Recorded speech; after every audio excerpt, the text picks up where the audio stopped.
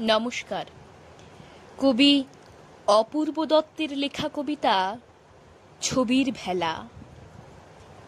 আমি তখন ছোট্ট ছিলাম, একেবারে কুট্টি। দিদির সঙ্গে অষ্টপ্রহর করতাম খুনসুটি। একদিন এক বৈশাখ মাসের ক্লান্ত বিকেল বেলায় বাড়ির ছাদে মত্ত ছিলাম চৌকিৎকিত খেলায়। হঠাৎ দেখি তুলোর মতো সাদা মেঘের ফাঁকে দাঁড়িয়ে আছেন রবীন্দ্রনাথ, ঝুঁকিয়ে মাথাটাকে। আমি তো ঠিক চিনতাম না, দিদি তো দেখালো, বলল, ওরে আকাশটা দেখ কেমন আলো আলো। মুহূর্তে কেউ মনের ভেতর জ্বালল দীপালোক।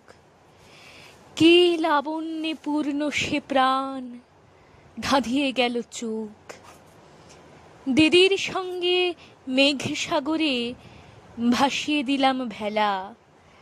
নাম লিখলাম কাল মৃগয়া এবং মায়ার খেলা। নমস্কার।